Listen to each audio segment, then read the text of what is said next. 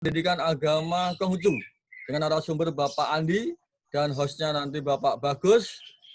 Moderator saya sendiri Eko Pujianto. Kepada putra dan putri siswa agama Konghucu waktunya bergabung, kami ucapkan selamat datang, selamat mengikuti pembelajaran ini. Dan kita buka dengan salam kebajikan kepada teman-teman anak-anak siswa Konghucu.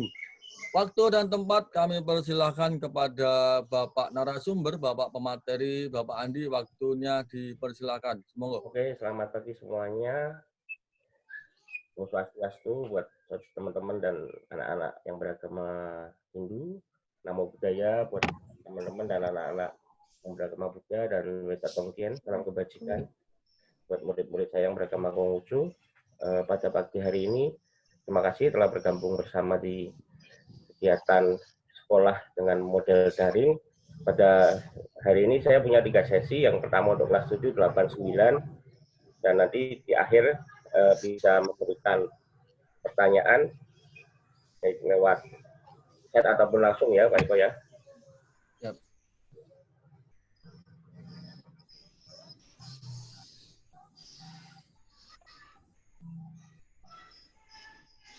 Pada pagi hari ini untuk kelas 7 saya akan membahas tentang makna sembahyang Qingming atau Cengbeng.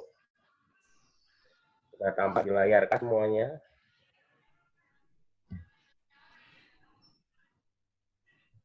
Ya. Sudah tampak ya, Eko? Oke, lanjut. Ya, bagus. Ya. Tampilannya bagus. Ya.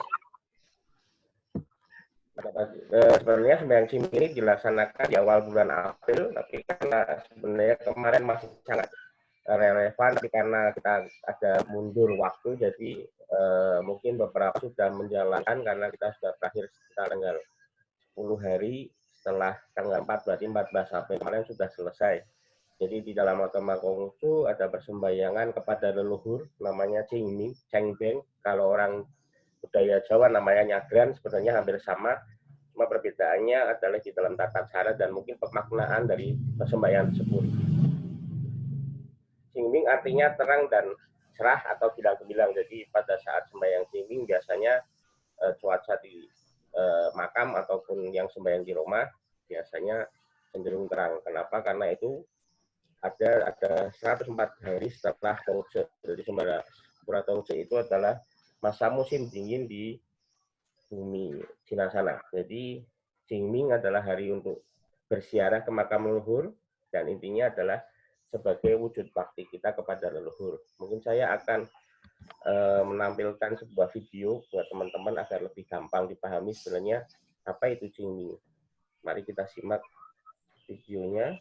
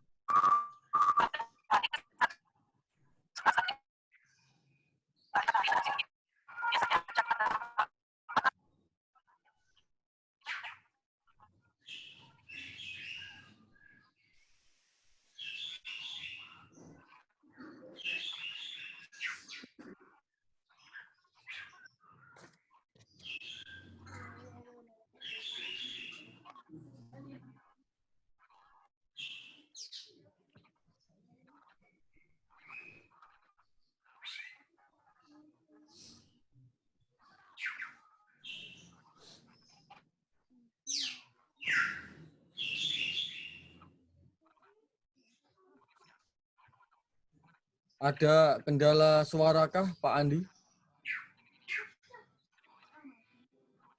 Bisa ya?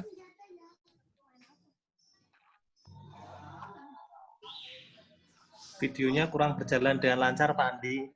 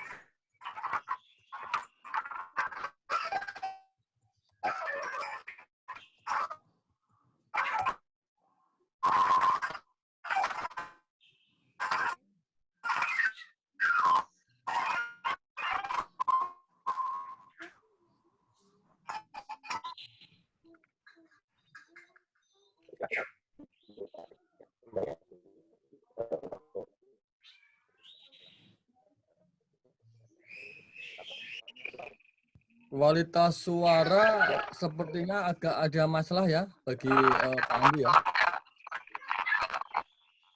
Halo. Ya, Pak.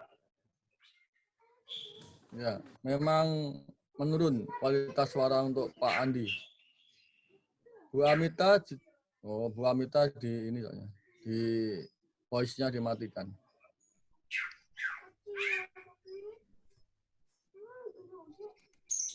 Di daerah tertentu di luar pulau biasanya sembahyang Qingming ini lebih diprioritaskan daripada Imlek. Jadi mereka banyak berkumpul pada saat Qingming karena di saat itu semua umat, semua anak-anak itu cucu-cucu itu pada berkumpul bersama untuk bersembahyang. Jadi apa namanya, pada saat ini kita malah bisa berkumpul bersama di makam leluhur sebagai bentuk laku bakti. Ini peralatan-peralatan yang dipakai saat persembahyangan. Jadi yang penting di dalam Qingming adalah biasanya yang identik selain sajian buah-buahan berupa lilin dan kertas, ini ada namanya kertas kimchuan yang biasa sebagai simbol dari Qingming, karena di sejarah dulu ada sebuah raja di dinasti Ming, waktu itu dia miskin dan kemudian menjadi raja, dan dia kehilangan makam ibunya, maka untuk menandai di mana makam ibunya berada, raja itu bertitah untuk semua umat dan rakyatnya melakukan sembahyang kepada leluhur di makam dengan memberikan tanda kertas ini. Jadi setelah seluruh negeri menjalankan sembahyang, ada satu makam yang akhirnya tidak diberi kertas dan dipercaya bahwa itu makam ibunya. Jadi kertas ini walaupun memang ini fungsinya sebagai persembahan, juga seperti sembahyang cengbeng atau orang mengenalnya, kertas ini sangat identik sekali dan biasanya wajib dibawa saat ke makam sebagai tanda yang diteruskan sampai sekarang. Dan Qingming biasanya dilaksanakan pada tanggal 5 dan bulan 4 April. Jadi tergantung tahunnya. Kalau tahunnya Februarinya 28, berarti kita tanggal 4. Kalau 29 berarti tanggal 5. Intinya di situ sih. Dan intinya bersih-bersih kubur. Jadi orang-orang Tionghoa, orang-orang Konghucu biasanya kalau perbaikan makam ya pada saat seminggu setelah Qingming dan maksimal 10 hari atau seminggu setelah Qingming dan 10 hari atau seminggu setelah tanggal 5.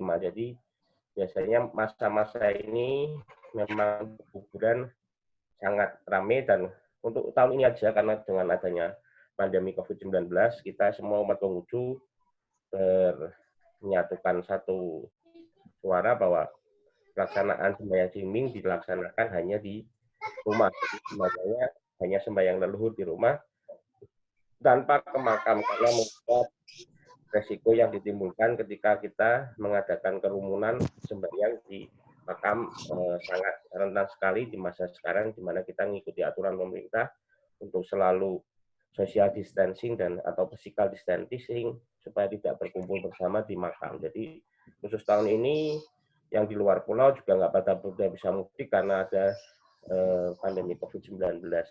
Tetapi ini tidak mengurangi bagi saudara-saudara kita yang menjalankan, teman-teman, anak-anak, tetap dijalankan dengan sepenuh hati karena maknanya bukan hanya ke kuburan atau ke makam, tapi lebih bagaimana kita mengingat jasa budi leluhur. Jadi itu materi saya tentang kelas 7. Nanti yang kelas 8 saya akan berlanjut tentang sembahyang leluhur. Jadi kenapa kok kita tetap menjalankan leluhur? Karena di ayat Nabi Kongcu dikatakan bahwa pada saat orang tua meninggal dunia, jangan lupa memperingatinya sekalipun telah jauh. Dan demikian akan tebal kebajikannya. Jadi sembahyang leluhur merupakan satu kewajiban untuk mempertebal kebajikan umat Konghucu dengan cara memperingatinya. Jadi bukan hanya di kuburan, bukan berarti ngasih makan, tapi itu sebagai simbol akan budi baik leluhur yang terus kita teladani supaya kebaikan dan budi leluhur itu tetap hidup di sanubari kita sebagai umatnya. Itu sih kurang lebih seperti itu untuk sembahyang Qingming. Jadi sembahyang Qingming intinya adalah pelaksanaan sembahyang leluhur yang memang prioritasnya di makam dan sesajinya juga tadi yang paling utama adalah kertas ini. Selain juga ini kalau pilih buah apa dan sebagainya, ini adalah sesuatu yang wajib.